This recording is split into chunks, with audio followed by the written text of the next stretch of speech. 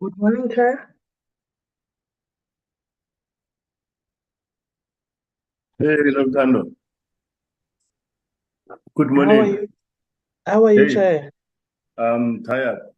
So early in the morning. Yo, that was 20 shame. minutes. Yeah, Yo, we had yo. storms last night in the village. I Oh, think. Hmm. oh, oh. But at least there are no damage this time. Oh, that's great. Hmm.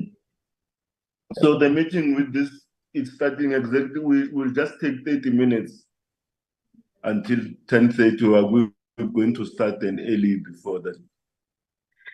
Uh, According to the agenda, Chair, from 10 till 10:15, it's the opening. And then the presenter will start at 10:15, or will start just after your opening, Chair. Okay, so this one, yeah, the outstanding oral this thing. Yes, Chair. Okay. Oh, yeah, I thought it was going to start 30 minutes before. That was my confusion, Oh, but I'm good. Yeah. oh, all right, Chair. No, sure. All right. No, then I'm ready. Um, I was trying to change my pattern only background. Yeah. Background. Mm. Uyayibona che where you click for a video, start video. I think going to be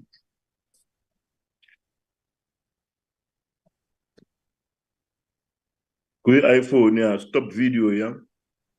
Yes, there's that arrow a pointer upwards next to start video.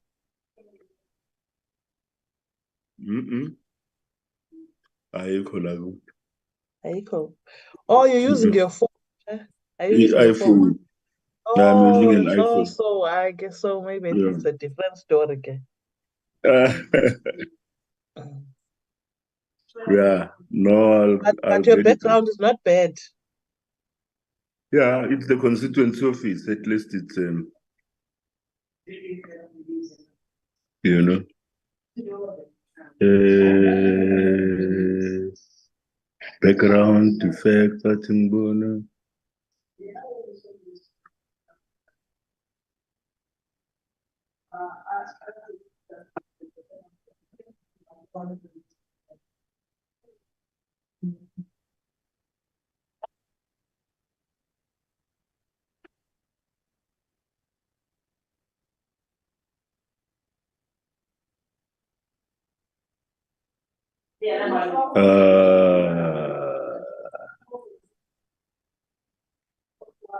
I don't want to use this one. No, it's okay.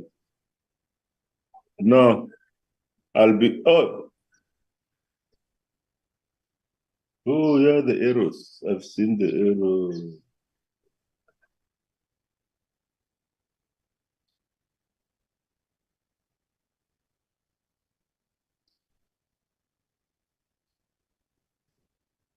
No, I'm not going to give myself a headache.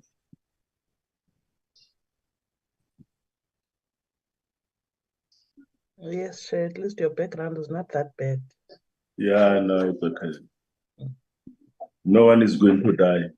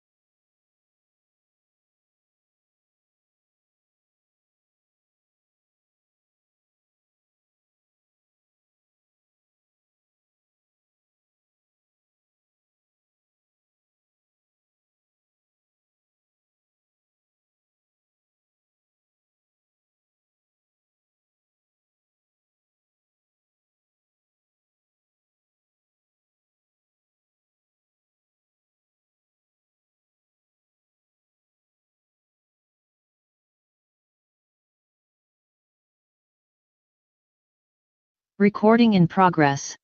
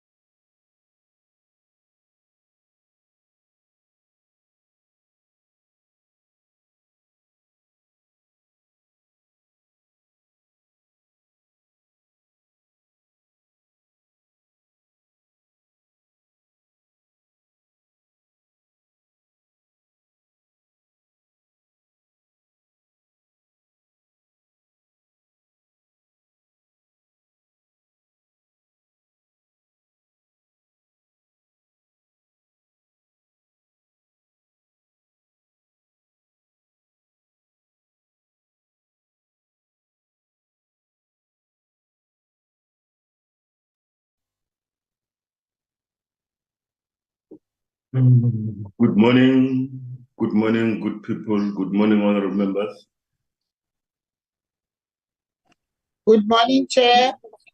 Morning, Chair. Morning, members. Are we, Noltando, are you making a quorum or having a quorum for the meeting? Let's check the quorum. Yes, Chair. The meeting does form a quorum. Oh. Promptness. Thanks. I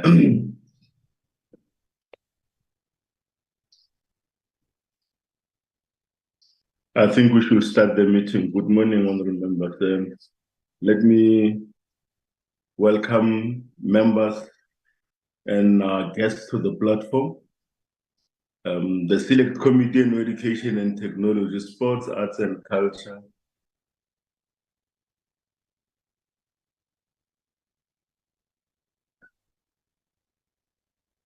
Just bear with me a little bit.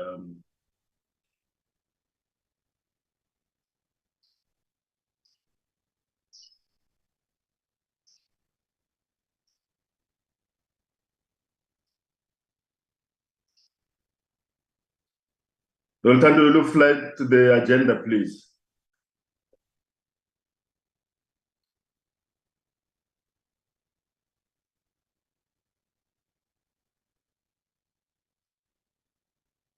You're all welcome to the platform. Let's fly the agenda and get started. Members, there's the agenda of our meeting. Are there issues with the agenda?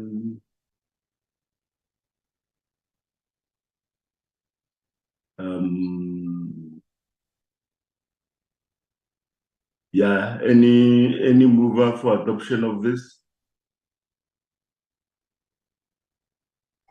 Ndongeni moves, Chair. Ndongeni moves. Any seconder? Chair. Thanks, Honorable.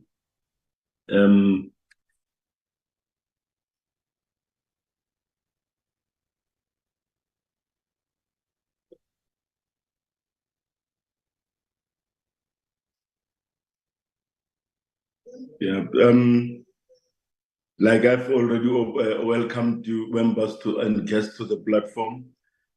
Just to say that this is the background, the Select Committee on Education and Technology, Sports, Arts and Culture of the National Council of Provinces is undergoing the public participation process of the Basic Education Laws Amendment Bill, popularly known as the Bella Bill, which is B2B of 2022, which was first introduced to us on the 8th of November 2023 last year. Since the bill is a Section 76 bill, it was referred to the provincial legislatures to also embark on a public participation process in the provinces. In addition, the committee called on the individual members of the public and all interested stakeholders to provide written submissions on the proposed bill to the Select Committee.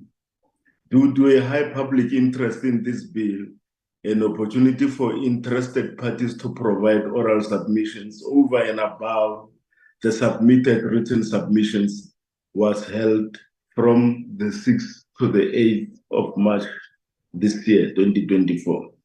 However, the committee secretariat received a letter from representatives of the Cape Forum who had requested an opportunity to make an oral presentation but were not invited to present last week. We would first like to apologize for the omission that occurred, and it is deeply regrettable.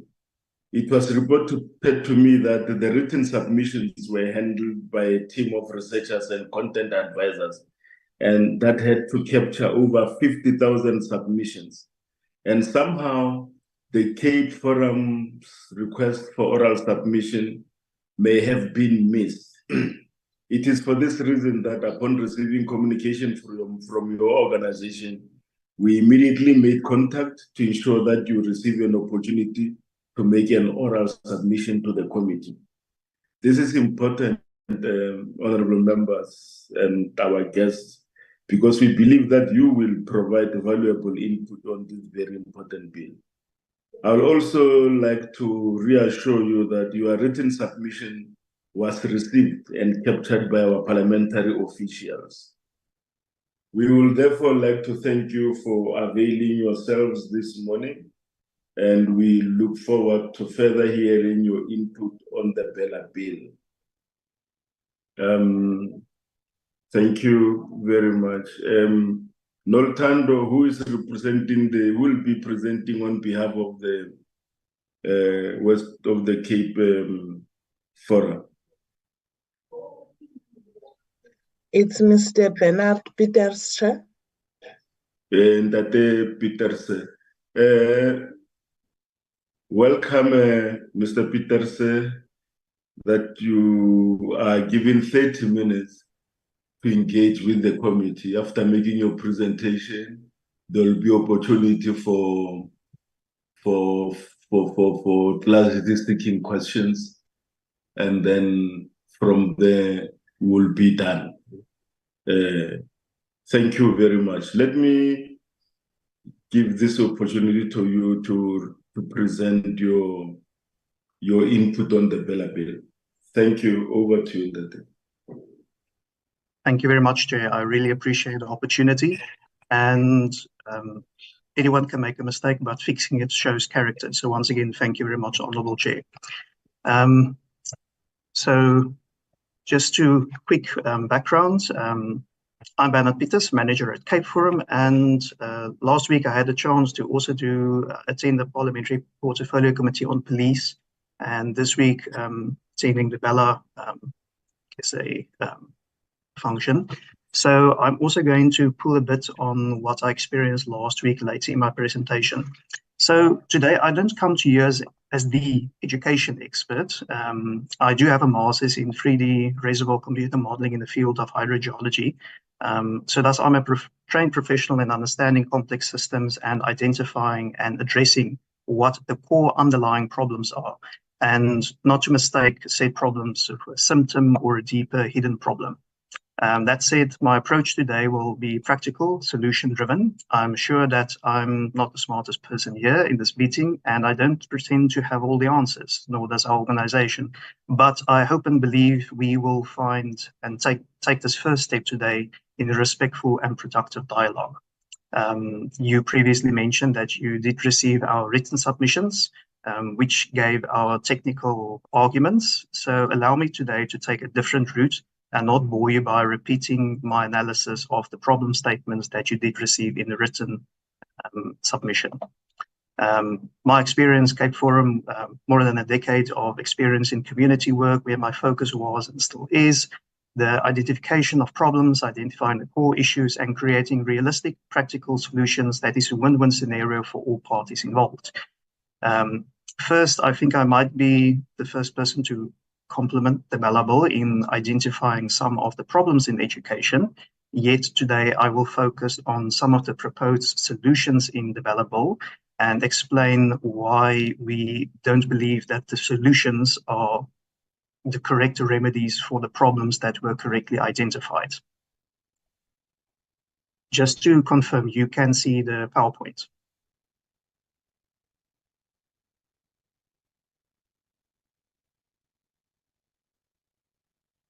Yes, sir. Yes, we can. Yes. Okay, thank you. So I just like to make 10 points and then I'll do my closing remarks. So firstly, I'd like to focus on school safety. And I don't know if you're aware, but South Africa roughly has 250,000 people that are trafficked per year in South Africa. And as parents, I'm sure this is a personal concern we all share, a fear we all have in common and a purpose I think we all want to solve collectively. We also have a problem with rising crime in South Africa and also lacking support for victims in cases such as in the Kinnear case.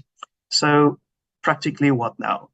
From Cape Forum side, we are willing to give free online training to all teachers and personnel who are interested in education or training course with regards to what teachers are allowed to do and who's responsible for what levels on safety. So we want to help create a solution, not just complain that the current bill do not address any of these set issues. So on to taxes, our next point, I just like to make a quick point that with regards to what local NGOs and communities are doing is also providing training, giving materials, whether it be in the form of books or power presentation, monitors or whatever it may be at schools. And this is a billion-dollar industry where a lot of NGOs are funding a lot of schools. So it is something that will have to be taken into account that with the Bella Bill, taking away a lot of the rights of individuals at school, for example, the school governing body, many of these NGOs funding will dry up and they won't be able to give that support. And that billion-dollar industry will also be something the government will have to pick up, or a lot of schools will also suffer due to that backlog then that will be created. Housing, just a quick mention there, is that we all know that there is also accommodation issues at a lot of schools, and this is also something the Bella Bill does not address. And then also just quickly on electricity. Lack of electricity hinders modern teaching and learning, not to mention unsafe conditions for educators that are marking papers late hours and lighting for students during tests and exam. Again, NGOs handing out rechargeable lamps to schools for children who want to study for the matric exams last year, for example. Again, these concerns are not addressed in a practical way in the Bella Bill. Then also just quickly, we're moving on to water. Water, also lack of reliable water has led to sanitary and health concerns at schools. And I again believe that is something we can all share, that our education students should have healthy living environments and where water can also be used for irrigation, for gardens at schools that have feeding schemes. Then on that note, I'd like to add that a hungry child cannot function as well as a child that has been well fed. So we also see a huge focus on our side with regards to food security at schools. And we are busy addressing this with other NGOs like Green for Life and Apple Tree Initiatives, where we help schools create food gardens, whether it be vegetables or fruits, for them to augment their existing feeding schemes to better to have the students access to better nutrients at school and thus also increase their performance. Again, this is something we do not see the Bella Bill addressing in any practical way, form. Then also quickly to the criminal justice system with regards to just a quick example in Gugulethu this week, a 17-year-old girl, Ongizwe Kamlana, was murdered. And again, the safety at schools and what happens to the individuals afterwards is again something that is not approached or discussed in length at the current Bella Bill. The question thus is, do teachers know and understand what their rights are? What are they able to do to help train kids, students with regards to how to live safer lives or how to be more safe in and around school? And what are the teachers and personnel at schools legal limit to what they can do and get involved in? Again, this is something we from Cape Forum side is willing to give free online training in this field if there are teachers that are interested in this form. Again, a solution to a problem that is not addressed in the Bella Bill at all. Then education, which is the main focus of today. Although we see education as a holistic function in society, and thus we have the 10 points. Getting back to point 8 with regards to education, again, I want to convey or repeat my opening statement that the Bella Bill does address and identify problems in education system, and it identifies a lot of them very well. It's just the remedies, the solutions the bill propose, we do not agree with. For example, clause 2, compulsory grade R. I don't think you'll get a lot of people who won't agree with that, but realistically, where will the money, education, educators, location, school, transport, how will all of that logistically work?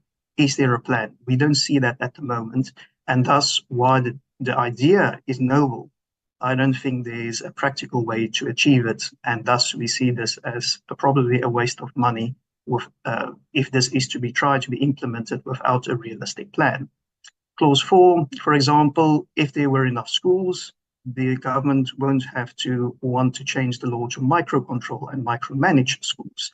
So isn't it better to build more schools, job creation, and help create more opportunities for learners who currently have to travel very far? Again, clause 5, with regards to language, I think it's a well-established international scientific fact that mother tongue education is the best way to educate young learners. So from a scientific stance, we can't agree with clause 5. Clause 14, logistically, we don't believe that the government can control all material acquisitions of schools. No administrative force can micromanage to that degree. Imagine 100 schools calling tomorrow for new toasters. For a stupid, easy example, is that something ministers or the Department of Education should be busy with, or is that something that a school can solve on local level with a donation or a local business forum? We believe that local smaller problems should be left at schools, at school level, at local level, to achieve it, to achieve solutions much faster, effectively, and also at no cost to the government. Then also questionable training like at high school Fischhoek here in Stellenbosch, and also lacking special needs schools, lack of decent ECD facilities, resulting in students not being ready for grade R. Yeah, these are just a couple of examples, and we don't see a realistic way that the Bella Bill is trying to solve or address a lot of these and other technical issues that was in our written proposal. So just again, if we look at other NGOs, whether it is school bags for grade 1s that parents don't have the money, whether it is posters to explain concepts, whether it is training for the educators and working with local government, these are all things that we can do on a practical local level to solve problems without it costing the state a cent and taking 1 minute of the state's time. Then if we move on to infrastructure, just to mention, this also needs to be a focus with regards to a lot of schools planning on being closed. Wouldn't it be better to upgrade a lot of these schools rather than to close them? Again, there are NGOs that are willing to work with you and national or local level to address these problems. We want to find a working, realistic, cooperative solution to these problems. And our last point before we have our closing remarks is regards to healthcare at schools. We don't all see at all a realistic approach how Bella is going to help fix a lot of the problems at schools with regards to student health, whether it be mental health, whatever. There is also not solutions trying to remedy or address these problems realistically or practically.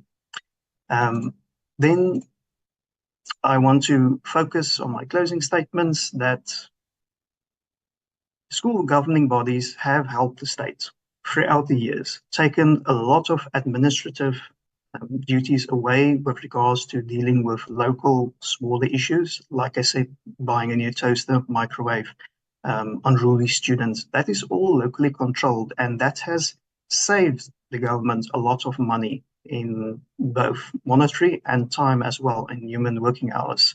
So we believe that this school system has worked, and our remedy would be to rather give and provide training to school governing bodies to better to have better administrative capabilities and develop these skills on local level, which they may be able to use in the place of work, or maybe acquire these skills through these types of training to maybe even start their own business because of what they have learned here. We see this as a huge opportunity for government, for education and skills development, starting with school governing bodies.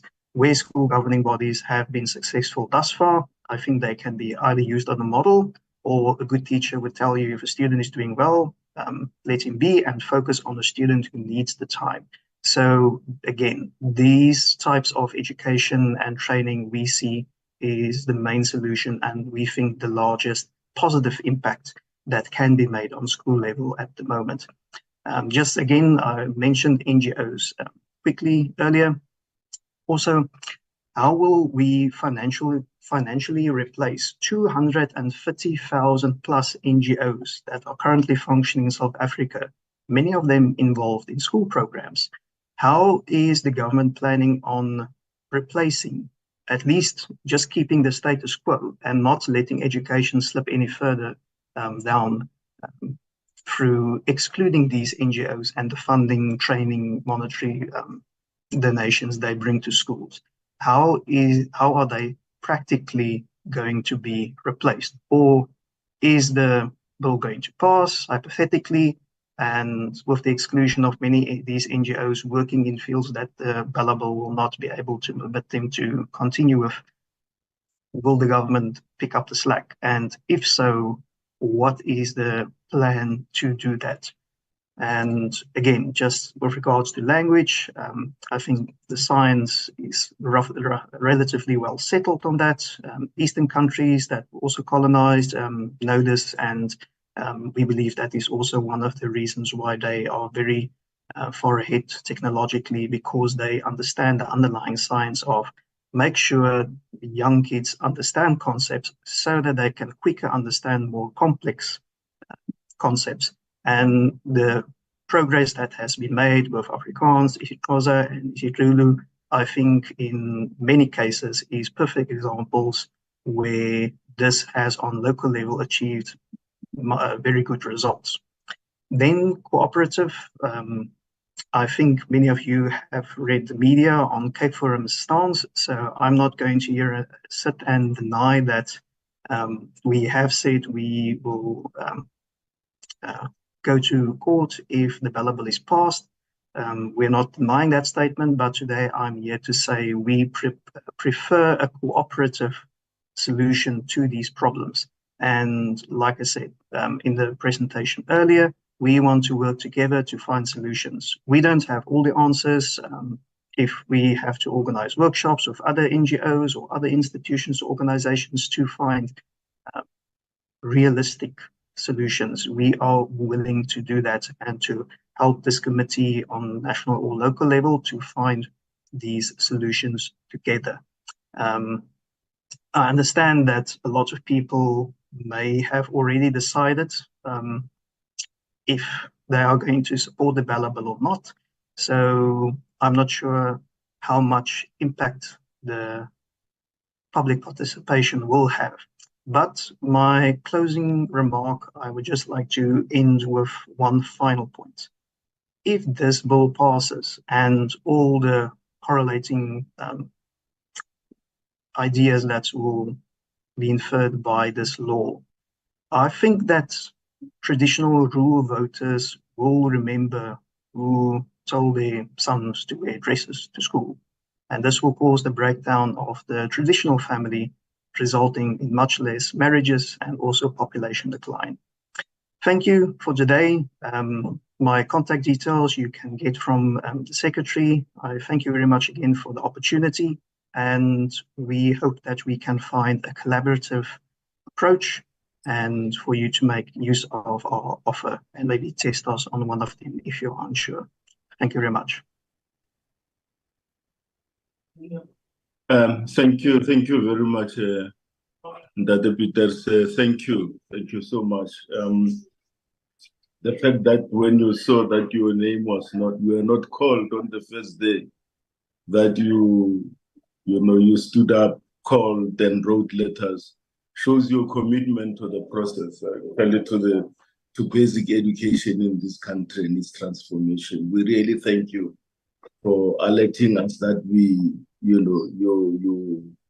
your organization's opportunity to give this presentation just fell through the cracks. I'm happy that you made a follow-up and that we got to this, how are we going to know about what you are providing? So some of us will be taking you on the offer you are offering, you are giving. Thank you so much. Honorable members, and what will happen is that we will take questions of clarity from members. I nearly skipped that part. Are there members who would like to ask points of clarity to Mr. Peters? Because when we discuss, he won't be in our meeting. Yes.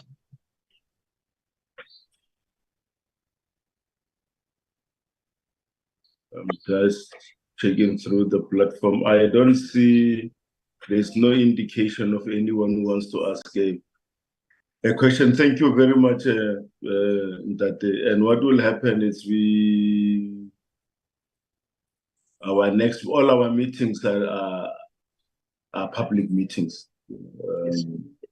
They can be accessed on YouTube and all other social media platforms. So you'll be welcome to follow what has happened. Thanks a lot. Honourable members, will release that Peter say if he wants to go, so that we can continue with the meeting with our program. Let me. Noltando, we're going to look at the report of what happened from the first day of the public hearings and until the last day, which is today and now. I'll give over to, so that we check if there is something, if there's an omission, or if there is something that was added that was not supposed to be added there, I think so. So how are we going to go about this, Noltando? We've had this report for quite some days. And usually I think the best way is to say, how are we going to deal with this? Let me just get clarity from the members. Good morning, Chair. Good morning, Yes. honorable members and everyone present in the meeting. Chair, the content advisor will present the report to the committee. Okay. Yeah, I thought so much. Thanks a lot. Dr. Mtombeni, our content advisor, the microphone is yours. Thank you very much, Chairperson, and good morning to yourself and the honorable members and all my colleagues that are on the platform. Chairperson, this is what I'm going to do. In order not to take too much of the time, I'm just going to open a short PowerPoint presentation just to highlight a more summarized version of the report, and then I will go to the Word document of the report and talk to the clause by clause. So I will actually talk about all the contested clauses within the bill. So allow me shortly to share the screen.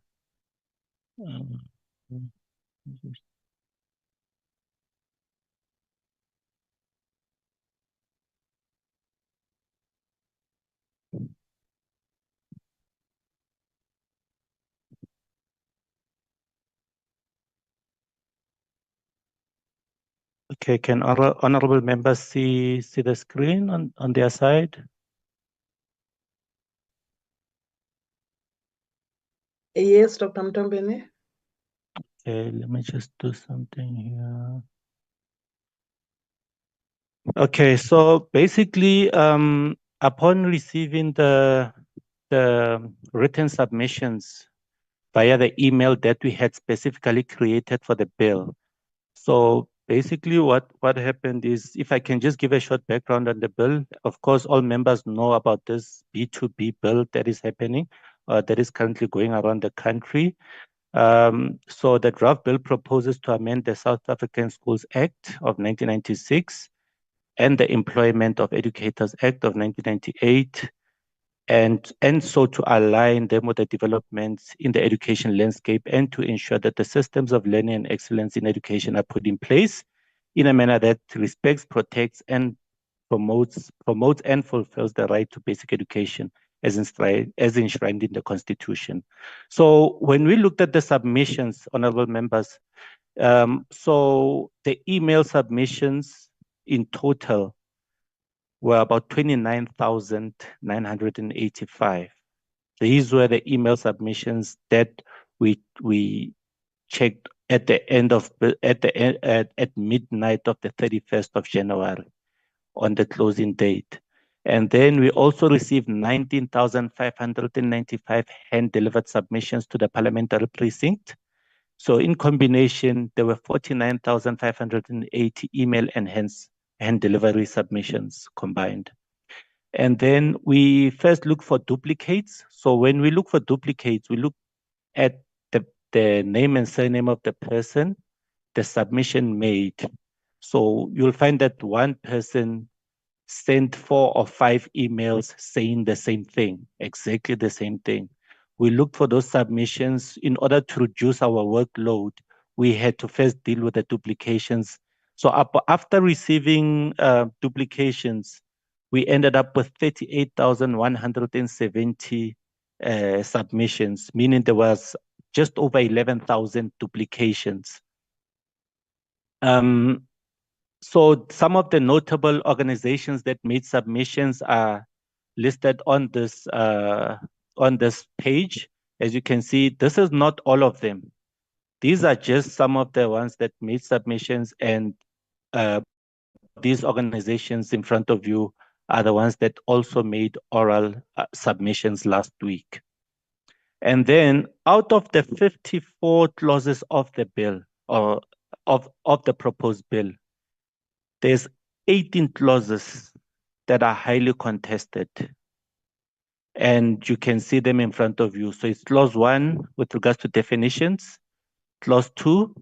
So you can see them in front of you. And in the report, they are also listed as follows. So the report does not contain all the 54 clauses, but only the ones where there was objections or contestation. And then discussion. So this is just a summarized discussion. So overall, there was a mix of submitters that either supported, partially supported, or outright rejected the proposed amendments in their entirety. Where we became a bit Diermakar, or we were actually, how can I put it? I just forgot the English word for it. So where a lot of confusion happened, let me just call it confusion, was when a person says, I reject the bill in its entirety, but then talks to homeschooling only, or talks to the language policy only, but however does not stipulate whether they support or reject the rest of the clauses within the bill. So in that way, it was a bit difficult for us to now determine whether does this person just rejects this bill because of this one clause, or do they accept the rest of the clauses but reject just this one clause on maybe home education or language policy. And then of those that supported the bill, it was stated that the bill was supported because it would enhance organizational efficiency of the basic education system and to improve the school governance, leadership, and accountability, transforming education services and protecting vulnerable groups to ensure that learner well-being and access to learning. And then it was further stated that the Bella Bill would address challenges of deteriorating learner school performance, school dropout, misconduct in schools, malicious abuse of authority by school governing bodies, and that stifle transformation and uncertainty about the home education legislation. Of those submissions that partially supported the bill, mostly commented on the compulsory learner attendance, school starting with grade R, as this would enhance early childhood development, punishable offenses by those who disrupt school activities. However, the majority of those that partially supported the bill also objected to the definitions of corporal punishment, competent assessor, home education, and required documents. Those were the mostly contested definitions. There were objections against powers of the HOD in terms of the language and admission policy. I think if we could summarize most of the submissions, probably 80 to 90% spoke to this objection of language and admission policy in schools. There were also major objections against the regulation of home education and or its curriculum, as well as central procurement of teaching and learning materials. And there was also a general feeling that the powers of the SGBs in schools were being undermined and at threat of being diminished.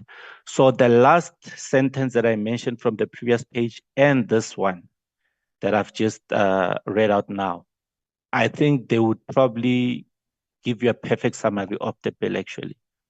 And then of those that rejected the bill outright, most did not state which clauses they were objecting to, but highlighted a lack of trust in the government to implement anything positive in the education sector. So this sentence we found mostly in the short submissions that were made. Remember, we had long submissions where a person attaches a PDF document or a Word document to their email. And then there were those ones who just submitted just on their email page to say, I reject the bill because I don't trust the government to implement anything positive. So there were also a lot of those submissions. Then there was also a feeling that the government was amending the Bella Bill to impose power over parents and SGBs, tampering with the Bill of Rights. There was also objections from religious and faith-based organizations stating that the bill is against their religious principles. And then submissions not related to the specific clauses in the bill.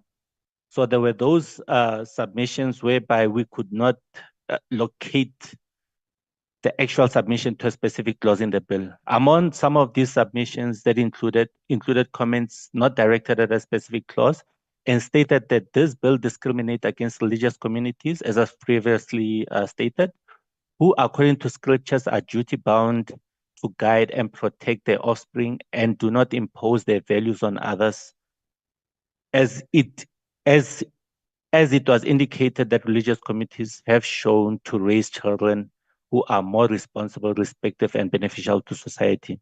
Some submitters stated that they strongly oppose the planned covert and overt introduction of transgender ideologies under the guise of gender equality, especially at unreasonable foundation phase. And then some submissions stated that the Bella Bill promotes obscenity, immorality, violation of religious freedom, violation of individual freedoms, constitutional rights, and a whole myriad of issues. And some actually stated that the government should understand that it's not a Hitler type of. So there were very offensive emails as well that sort of showed some sort of extremism that relates to this proposed bill.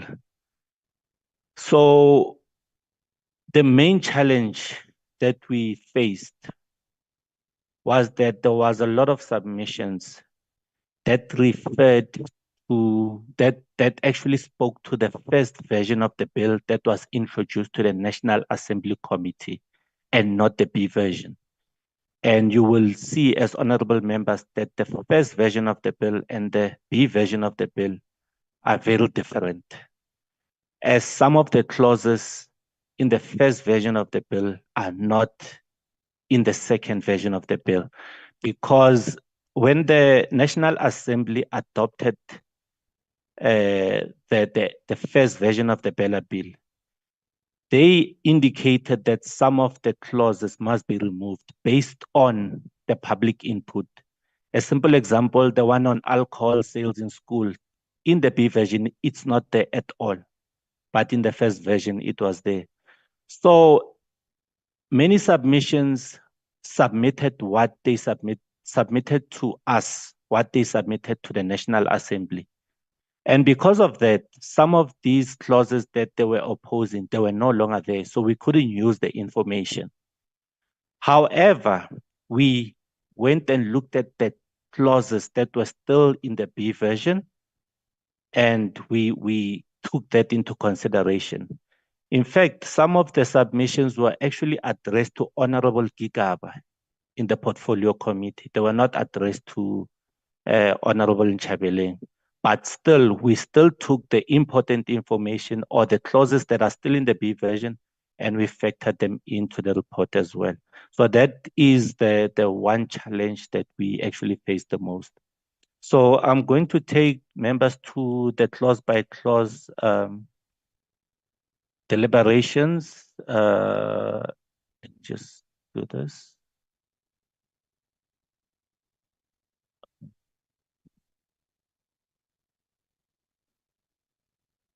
Just hold on.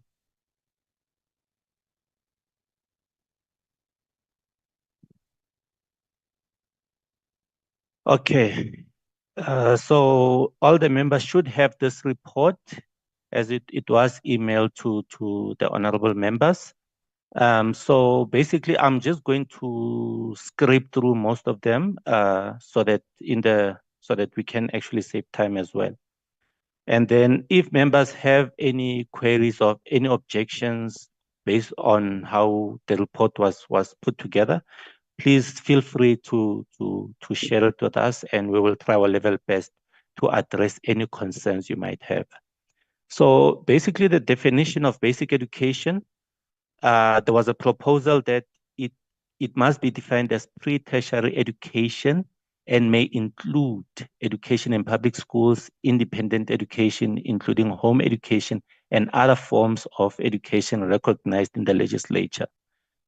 And then moving on to corporal punishment. So they argued that the definition in the proposed bill is vague, and there was a suggestion that it actually reads as follows: forcing a child to do exercise other than normal exercise as per curriculum requirements, because it would look as if making children do exercises, which is also part of the physical education curriculum, would be seen as corporal punishment, whereas it is not. It would be part of the school curriculum, but when you add curriculum requirements, it now clarifies where there's a gray area there.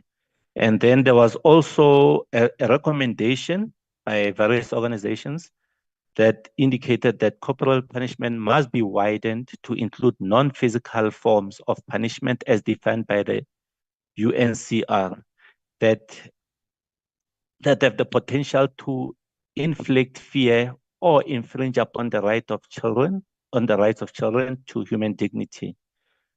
So this includes other forms like belittling a child, humiliating, threatening, and inducing fear or ridiculing the child.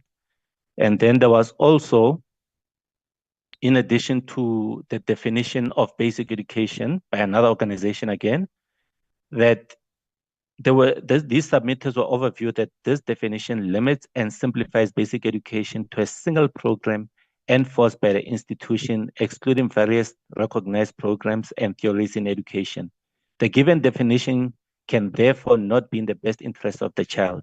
It was recommended that the definition include and recognize the different approaches to education concerning home education programs as well. And then on the competent assessor, there was an opinion that in South Africa, educators in South Africa are trained according to the CAPS model of assessment and will not be able to assess the child's homeschool modules and curricula. So being exposed to CAPS assessor will defy the purpose of the assessment and discourage children. A competent assessor, according to the given definition, will not understand the goals of and model of working, and it would be fruitless, unaffordable, and a disheartening exercise. So that is just one of the submissions that was made, and there was quite a number of objections against the competent assessors that members can actually read through. And then also the issue of required documents. It was suggested that the definition of required documents in section 1M, in the insertion of subsection 4, include or a relevant court order. So that is what the suggestion was. And then also a lot of homeschoolers were also objecting to the definitions because they were indicating that most of these definitions are not speaking to the home education sector. So yeah, and then there was also a lot of submissions under the umbrella of that actually promoted independent micro schools. And there was a submission that also the section 1 of the SASA must include independent schools as a means of independent schools of 135 learners or less, or deemed to be registered in terms of section 46. And then there was a submission that inclusive education must also be included in the definitions, so that there is an understanding of inclusive education and its importance. And then now moving over to clause 2. So basically with clause 2, it was regards to the grade R, or the compulsory grade R, and most of the organizations commended this amendment, and I have indicated there in the report. And there was also submissions that school should not be allowed to end at grade 9, but should call on for all the learners to go until grade 12, because there were also submissions that when a child ends school at the age of 15 or after grade 9, they are condemned to low-paying jobs with a few career prospects. Yet this creation of a pool of workers with little education hampers economic growth. So there were submissions along those lines as well. But overall, there was a great support for this grade R amendment in clause 2. And then also, there were also some concerns that were stating that not every child develops at the same pace. So it is not in the best interest of every child to start attending school during the year in which the child reaches the age of 6. Ignoring the individual development characteristics and readiness of the child only leads to setting up the child for failure, which is detrimental to their schooling career. So they indicated that now this clause must also take into consideration the different developments of children. And then I'll just move over to clause 3.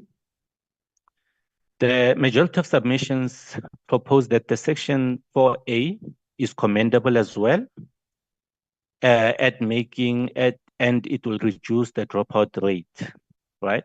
So this is related to monitoring learner attendance.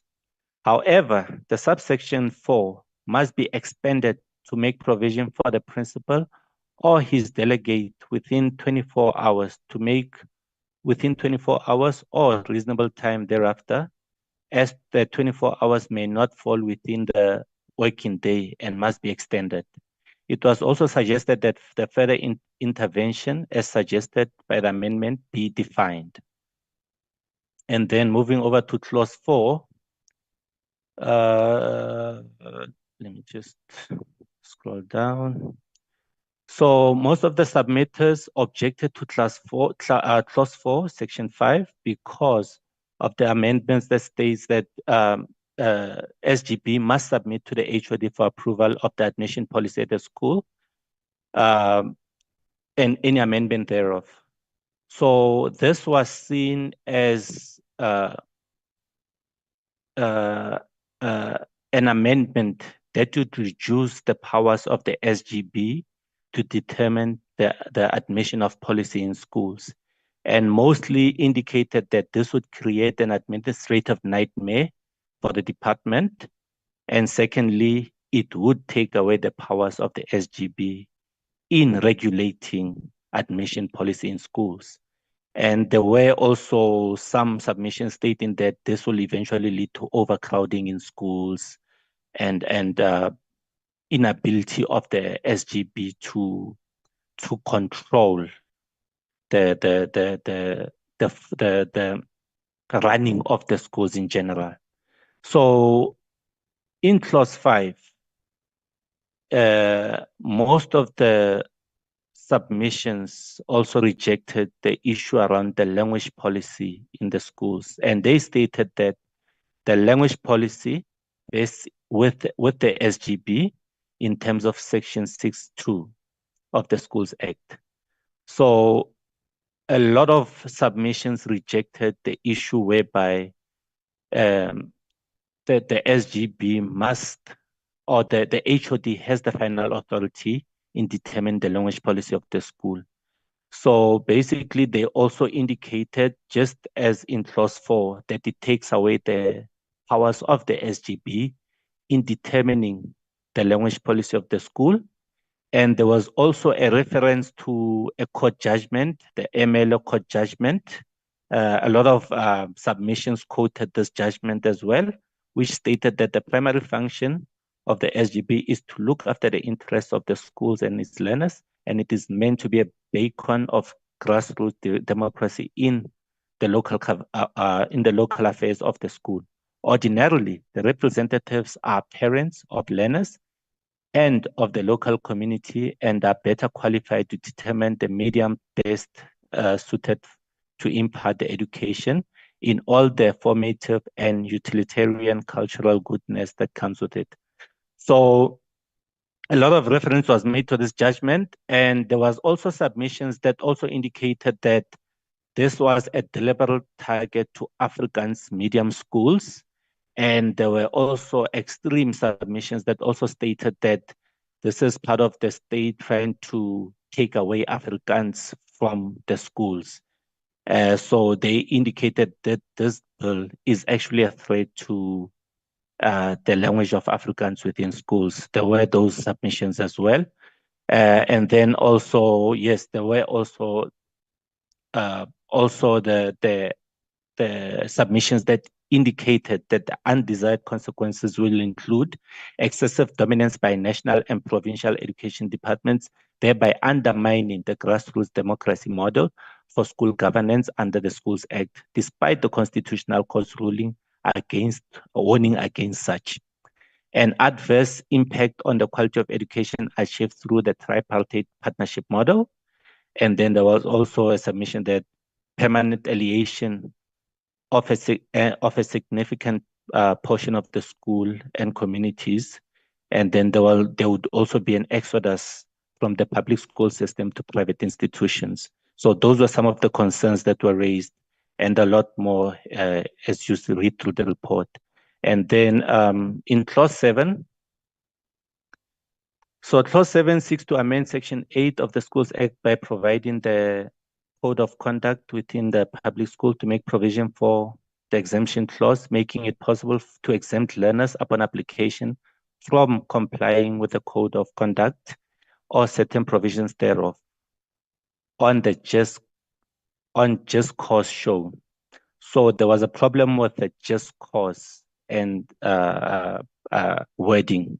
So they indicated that this one, just cause, is simply too wide and may lead to frivolous applications for exemption. It means that the governing bodies must meet to consider and deliberate on these applications, react to them within a reasoned manner, and come to a rational decision. So just cause should be replaced by religious, cultural, or medical grounds. And then there was also a lot of submitters that indicated that this amendment would actually, as quoted, the code of conduct must contain the exemption provision in terms of which a learner or the parent of a learner may apply to the governing body for exemption is unacceptable. The code of conduct cannot contain certain portions of the exemption, as this will create a gray area for the execution of disciplinary measures. There should also be no exemption. The learner and parents have the freedom to choose which school they wish to apply to, and therefore can, or before enrollment of a minor child, pursue the code of conduct, and based on that, decide whether they can comply with the code of conduct. If not, they should not enroll at a school. Most of the submitters also who supported this amendment of Section 8 indicated the Constitution of the Republic and the SASSA must be considered when the public school adopts the code of conduct. And then moving on to Clause 8, which is quite short, the majority of submissions indicated the proposed amendment of Section 8, it was unacceptable as the onus on the principal is reckless and severe. A principal or any other person for that matter is not allowed to drive around with a dangerous object or illegal drug under any circumstances. Therefore, it would be prudent to state that the principal secures it on the premises and awaits the South African Police Department to collect the same. So basically, this now relates to when they find dangerous weapons on the school premises and then handing over to the principal of the school. And then in Clause 9, the proposed amendment of Section 9 of the Schools Act states that the suspension may only be enforced after a learner has been granted reasonable opportunity to make representations. The submitters opine that the list of serious misconduct offenses as defined in the Act lists certain acts of misconduct that would justify immediate suspension. It was therefore suggested that the Act be expanded to make provision for temporary suspension for certain acts until a formal hearing can take place. There was a request for clarity to be provided on what constitutes serious acts of misconduct by learners. And then Clause 13. So in this clause, submitters indicated they are uncomfortable with the proposed amendments of Section 13 of the Bella Act regarding the merger of schools, as it does not explicitly state which schools must be selected for merge, and suggest that only schools that show close proximity or geographic proximity can be selected for merger. And then in Clause 14, the majority of the submissions objected to the proposed Section 21(3)(a) of the Bella Bill, which proposes amending Section 21 of the SASSA, introducing provision that enables the HOD to centrally procure identified learning and teaching support material in schools. And basically in this one, there were submissions that this would be problematic because it provides a means for summarily circumventing and carefully balanced allocation of functions of the SGB and HODs for procurement. And secondly, this amendment will imply that the department centrally procure LTSM for schools, and given certain provincial departments' incapability to deliver books to schools, there is a concern that the provincial departments will not have the capacity to deliver the learning material on time. In practice, this amendment can be very problematic, and the proposed subsection must be deleted. Of the submissions that supported the central procurement of LTSM, it was suggested that the centralization of large-scale procurement will help save costs, support local procurement, and prevent corruption. However, it was stated that the necessary measures be put in place to ensure that such procurement is transparent and not abused. And then in clause 19, okay, on this one, it states that Section 25 of the Schools Act makes provision for the HOD to dissolve a governing body where it has ceased to perform functions allocated to it or has failed to perform one or more such functions. So the submitter's main concern about this proposed amendment is the power granted to the temporary or interim SGB in Section 25(2).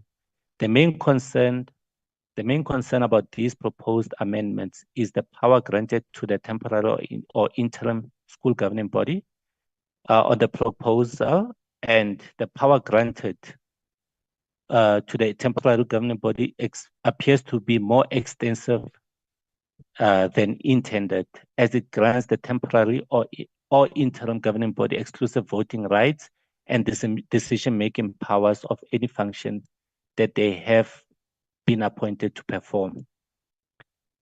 The granting of exclusive decision-making powers arguable oust the powers of the HOD and minister, thereby undermining carefully crafted checks and balances, as well as accountability mechanisms in the Schools Act. It was also stated that the difficulty of the proposed amendment lies in the periods of extension afforded to the HOD, who can extend the total period of the interim governing body to a year. Therefore, it was suggested that the underlying democratic principles of the election of the governing body should be restored as soon as possible after the dissolution of the existing governing body, and the period of the governance by the interim body should not be longer than 3 months. Within the period, the election of the new governing body should take place. And then in clause 21, so it's about the paragraph 21 of the Bella Bill referring to the proposed amendment of section 27. The majority of submitters indicated that members of the governing body should be reimbursed for reasonable expenses incurred for the attendance of meetings and school activities. Per the current amendment, it is stated that there may be no remuneration, but reference must be made to the reimbursement of expenses incurred by members in the fulfillment of their duties. And then in clause 23, a proposed amendment of section 29 of the Schools Act states that where reasonably practical, only a parent of a member of a governing body who is not employed by a public school may serve as the chairperson of the finance committee of the public school. Most submitters objected to the amendment and indicated that it should not only when reasonably practical, sorry for that, but always be a parent member, as the decisions made by the chairperson of a finance committee have a huge financial impact on the school and should not be left in the hands of the educator. And then in clause 25, submitters objected to the clause in light of the shortage of school facilities and the failure of government to provide adequate sanitation at rural schools. Determinations to merge and close smaller schools by government are provided for. The proposed amendment to close down smaller schools will likely increase the distance of learners have to travel to reach a school and result in an increase in the cost of transport for parents sending their kids or children to schools further away from home. So the submitter stated that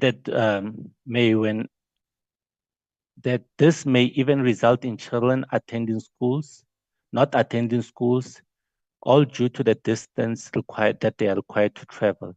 Such smaller schools, home and private schools are normally better run, better disciplined, and produce better results, as the submitters suggest. The best interest of a learner principle will be violated by forcing learners from smaller schools who learn in safer environments, which is conducive to success, into failing education system characterized by overall lack of resources, rampant drug and alcohol abuse, poor learner to teacher ratios, violence and intimidation, teenage pregnancy, theft, sexual assault perpetrated by learners and even teachers, high failure rate, and all these other issues. So it was recommended that instead of closing down smaller schools and spending billions to implement Grade R, rather allow for micro and cottage schools to operate. And then in clause 26, most submitters objected to the proposed amendment of section 36, whereby the proposal that no school may enter into a loan or lease agreement without the written consent of a member of the Executive Council as completely impractical. They indicated that schools from time to time take out leases. For example, if a school wishes to take out a lease of a photocopier, such a school will first have to obtain written approval from the MEC, which may cause delays in receiving feedback and approval and create a lot of admin work. Therefore, it was suggested that for practical purposes, permissions should be granted for certain loans and leases, and a limitation on the amount may be suggested. And then clause 27, submitters propose that section 37 be amended to allow for the minister and not the HOD to determine the direction under which the SGB must establish and administer school funds by the School Act. Along with the comments on the Bella B, it was suggested that the department review its funding model for schools. This includes quantiles, funding model for schools, and fee exemption tables, as well as its current staffing model. The current models inherently have as the point of departure that all schools are single medium institutions. They should not sufficiently take into account additional costs, resources, staffing required to offer more than one medium of instruction. It was stated that there is an urgent need for a new funding model and staff complement for multi-language schools. And then in section 28, most submitters objected to the clause which proposed that if a governing body finds it necessary to deviate from the initial budget as approved by subsection 2, the deviation will be 10%. The deviation will be 10% or more of the budget, or reallocate funds to reallocate funds for the use of the purpose different from to that it was. Oh, sorry about that. I think there is a bit of a spelling error there. So what they are arguing that when there's a deviation of 10% or more, a parents' meeting must be convened, and they opined that this will create an unnecessary work for the SGB, and it will make it difficult for SGB to act timeously in order to reallocate funds for different purposes. So such measurements deemed completely impractical, as the school governing body will be in no position to manage the school's finances effectively. So apologies for that, honorable members. I will fix this grammar issue in this paragraph, and then we'll resend the amended report. So in relation to clause 32, many submitted objected to the proposed amendments of section 43 of the Act 84 of 1996 as amended in section 10 of the Act 31 of 2007 refers. They indicated that the burden that is placed on the governing body to submit quarterly financial statements is onerous and impractical to the governing body, and in any event will encumber the already heavily burdened bureaucracy as well. It was suggested that the status quo of the submission of annual statements be maintained. And then in clause 34, so clause 34 seeks to amend section 48 of the SASSA to provide that the subsidy granted to an independent school be made subject to the conditions determined by the MEC. The amendment also provides that an independent school must submit quarterly reports to the HOD of all income and expenditure relating to the subsidy, and must, within 6 months at the end of each financial year, provide the HOD with a copy of audited financial statements relating to the subsidy. The proposed amendment, which seeks to create certainty regarding the reporting and to promote open and transparent accounting for the sake of financial accountability when dealing with financial public funds. Oh, sorry about that. Let me just go back.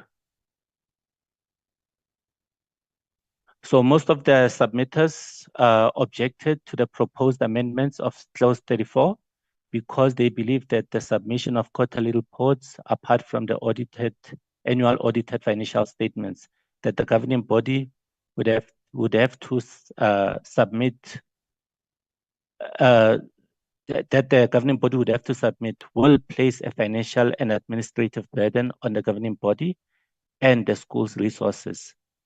The provision, if retained, must be individualized to instances where sufficient reasons exist for such reports. Schools already submit audited financial statements annually, and if this clause were to apply exclusively to schools that did not submit their annual audited financial statements in the previous 2 years, or schools that did not receive qualified audits 2 years in a row, then the acceptance of this clause would be warranted. The additional administrative burden is again placed on the school, and the concern that educators will have to withdraw from classes to attend to these proposed reports.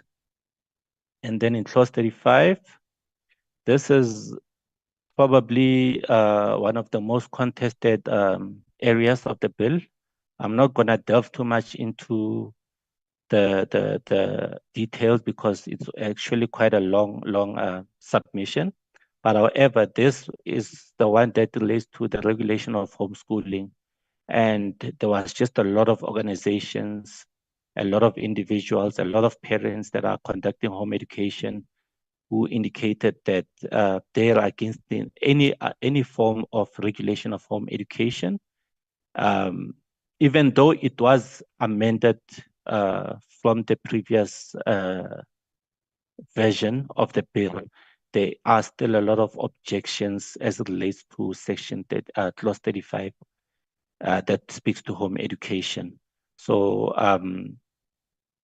so they indicated that their parental rights have been taken away. their rights to educate their children in a way that suits their own individual needs is against the freedom of choice. So there is just a lot of submissions around the issue around home education. And I think the department will need to pay particular attention to this one. And then there were also recommendations that talk to more research that needs to be done around home education, as there's a lack of understanding by government on home education. And then there's also requests that, especially under the Pestalozzi Trust, that speaks to issues relating to home education. So I'm not, for the sake of time, I'm not going to delve into that. And then I will move straight to clause 39. So in clause 39, there was a lot of submissions made under the umbrella of the African Christian Democratic Party.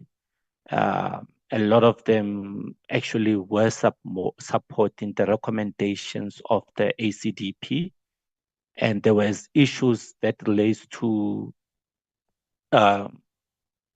that there were submissions actually that actually indicated that this clause will increase rape cases in schools, teenage pregnancy, and there's actually a lot of objections that speak to actually this clause.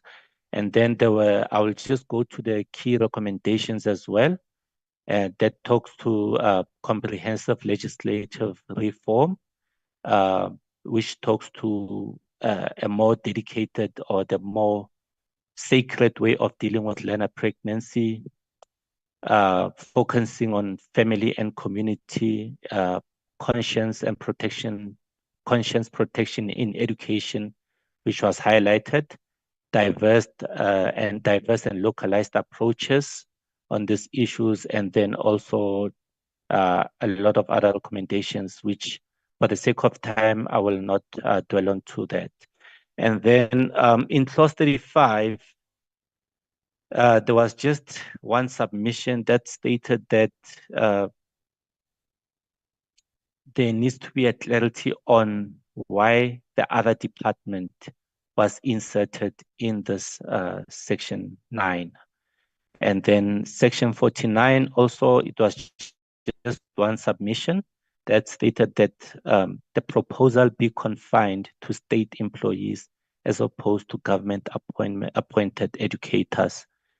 And then in clause 50, also there was a submitter that opined that this clause encroaches on the powers of provinces, as these matters are more appropriately dealt with at a provincial level.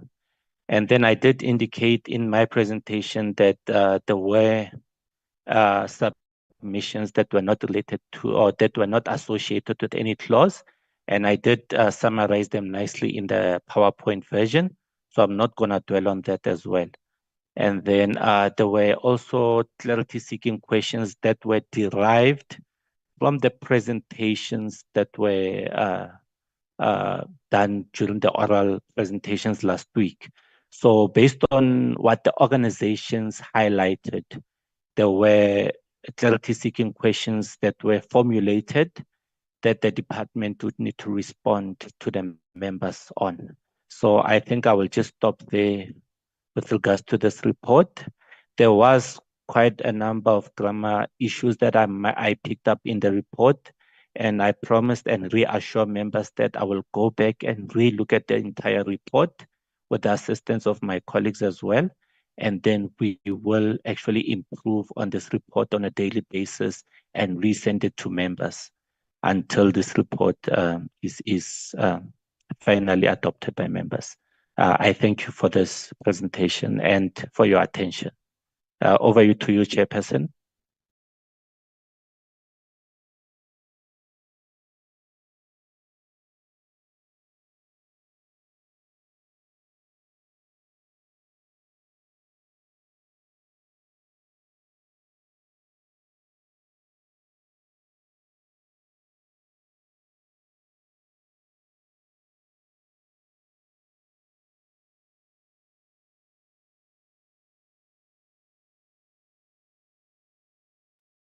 Chairperson, I think I've concluded.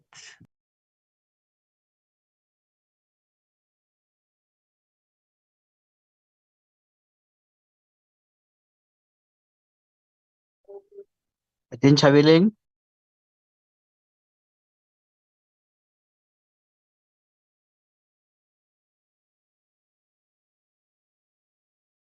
I wasn't cut off, actually. The mic was frozen. Thank you. Yeah, that's the presentation by the researcher, honorable members. As he said, that there are instances where the I's have to be dotted and the T's to be crossed. Let's not be worried about those. They will be done. But if a member feels that there is something that they feel that is not written properly, I think they also can do that and raise issues. Thanks for this elaborate report, the summary, and all the clauses, clause by clause, that you took us through in terms of what the presentations that were made in the public hearings, the public participation processes. Members, here's a report of what happened during the public participation. I'll wait hands if members would like to comment. It's just a report of what had expired from the first day of the public participation processes. I'm not seeing any hands. The report is so clear. May I ask members who want to recommend that we adopt this report as a true reflection of what took place during the developing hearing? Any mover?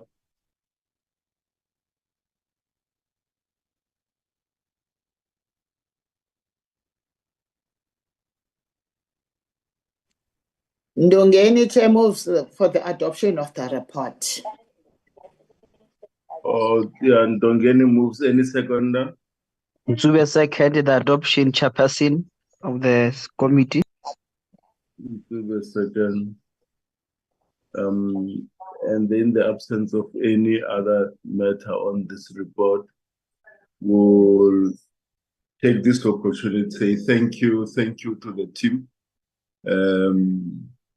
the select committee team, for making this, for collating this information and writing it in such a way that it becomes very user-friendly and accessible to all the members and also the public. Thank you so much.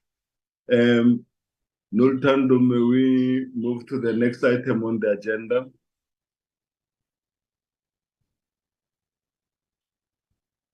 Yes, Chair. The next item is consideration and adoption of minutes.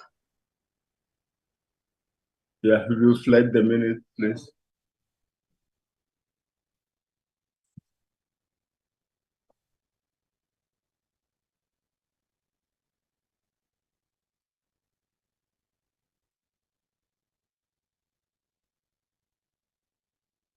That's minutes of the 28th of February.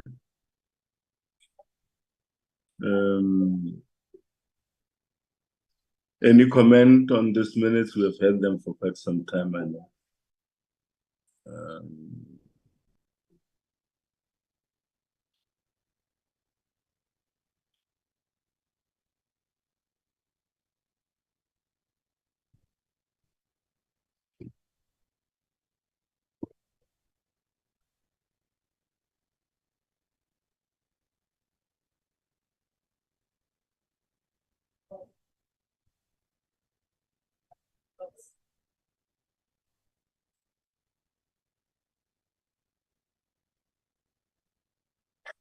Yeah, that's the minutes. Any comment on the minutes? Chair, I move for the adoption of the minutes as true reflection. Thank you. Honorable Ngozi moves. Any seconder? I second Chair Leahy. Honorable Leahy seconds. Thank you very much. Another pair of minutes.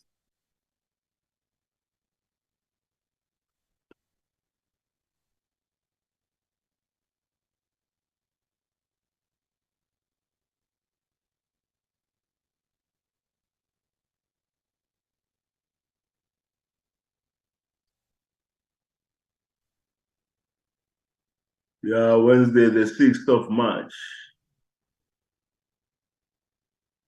Minutes of the 6th of March. Any comment on the minutes? We have had them for quite some time. No comment. Any mover?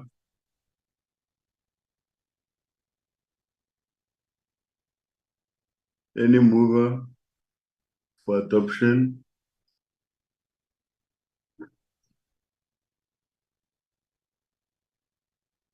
I move, Chair, Honorable Ngozi. Thank you. Honorable Ngozi moves. Yeah. Any seconder? Honorable Ndongeni seconds, Chair. Don't get any seconds. Thank you very much. May we have another?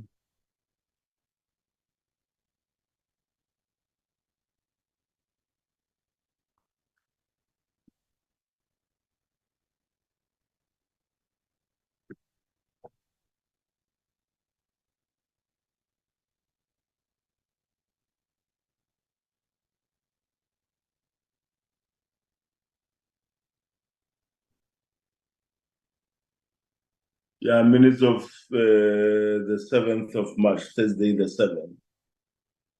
Try the minutes on the platform. Members can see. Is there any comment? None. Anyone who wants to move for adoption of the minutes? Ncube moves, Chairperson, to adopt the minutes. Ncube moves. Any seconder?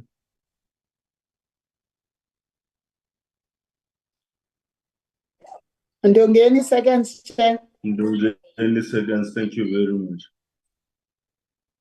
Noltando, we still have another. One more, Chair. The last one here, yes.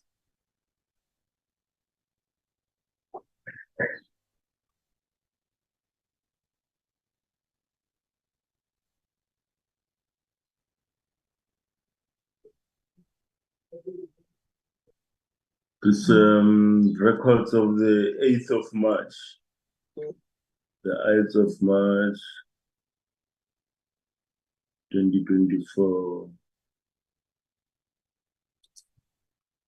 There are the minutes of the members. Excuse me. Any comment on the minutes matters?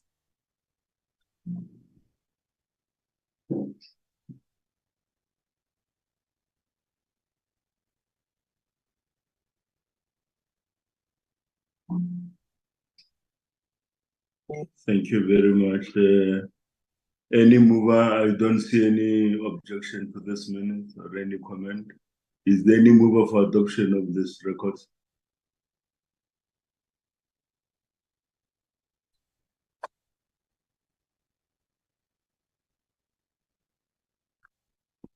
Ndongeni moves, Chair. Ndongeni moves. Any seconder? I'm not seeing Any seconder?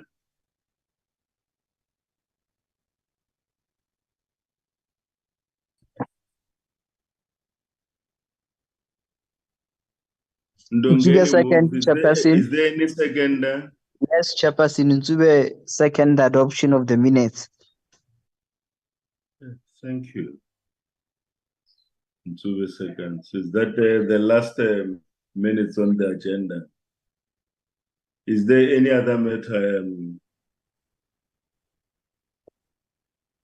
No, Chair, there's nothing else.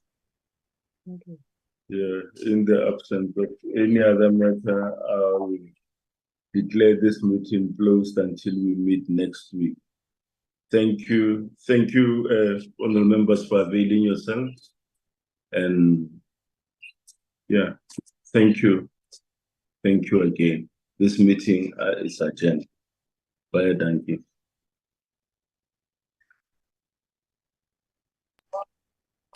Thank you, Chair. Baya, thank you. Thank you, Baya. Kelly Didaf.